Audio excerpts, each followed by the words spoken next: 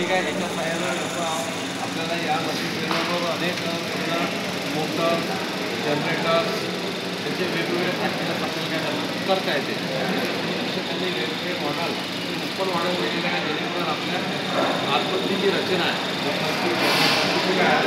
लक्षात येते. काय आहे ते लक्षात येते. आता आपण एका पहिले सिरीज मोटर सुरू केली, त्याच्याबद्दल आपण शंट मोटर सुरू केली. पॅनल बोर्डवर काय डिस्प्लेवरचे मीटर्स लावलेले आहे. त्याच्यामध्ये काय 80 व्होल्ट मीटर आहे, बरोबर. 80 व्होल्ट मीटर आपल्याला या ठिकाणी कसं रिडिंग दाखवते. दोन फेजमध्ये नाही समजा चालू दाखवतो, व्होल्टेज दाखवतो. ठीक आहे.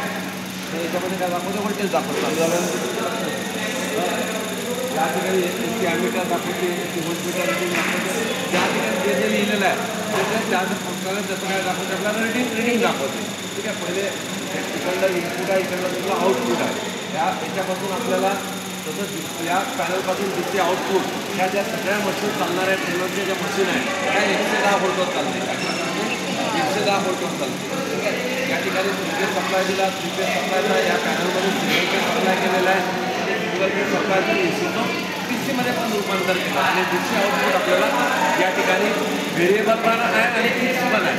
जसं तुम्हाला फिक्समध्ये कायम द्यायचं असेल 110 व्होल्ट तर फिक्स देता येईल आणि व्हेरिएबलमध्ये 0 पासून 110 व्होल्टपर्यंत तुम्हाला जेवढं द्यायचं आहे तेवढं देता येईल तुम्हाला या ठिकाणी.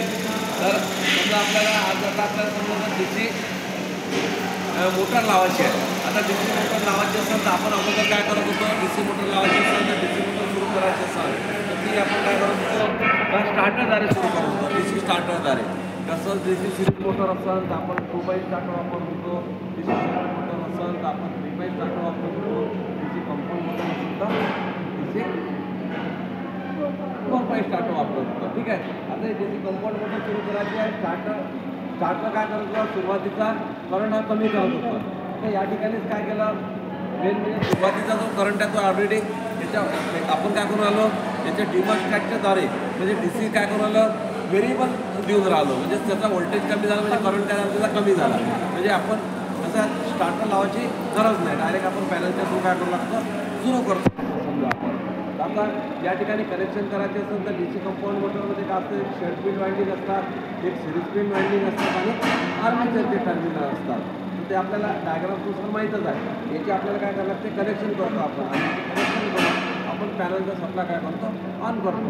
आता पॅनलचा सप्लाय ऑन केल्यानंतर काय आहे, आता डी सी कंपाऊंड मोटर आहे. आपल्याला माहीत आहे कंपाऊंड मोटरमध्ये काय असतात, ब्रश असतात. कंपाऊंड मोटर काय असतात, ब्रश. त्याच्या आतमध्ये काय असते, रोटर हा आर्मेचर असतो, वाऊंड रोटर असतो लक्षात. आणि त्याचं जे कम्युटेटर आहे त्या कम्युटेटरवर काय लावलेले असतात, ब्रश लावलेले असतात. ठीक आहे. तर त्या हिशोबानं आपण काय करतो, त्याला सप्लायला ऑन करतो. करायला लक्ष देतो.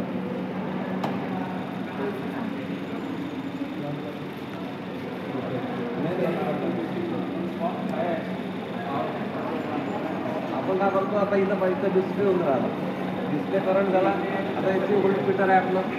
ठीक आहे. याची व्होल्ट पॉईंट आपण पाहतो नाही डी सी. आपण याला या मोटरला कोणता सप्लाय देणार, डी सी मोटर असल्यामुळे कोणता सप्लाय देतो आपण, डी सी. कोणता देतो आपण, डी सी. तर आता आपण या ठिकाणी व्हेरॅक आहे म्हणजे याला व्हेरिएबल डिमांड स्टार्ट करतो आपण समजा. तर हे कंट्रोलर आहे व्हेरिएबल. आता आपण किती दिला, 60 दिला. आता या 60 दिल्यानंतर करंट किती घेऊन राहिला आणि याचा RPM गती किती आहे लक्षात घ्या. जसं आपण व्होल्टेज वाढतो तसं याची गती वाढते, तसं त्याचा करंट वाढते. हे आपल्याला काय करायचं आहे, याच्यावर चेक करायचं आहे. याच्यावर काय करायचं आहे, चेक करायचं आहे.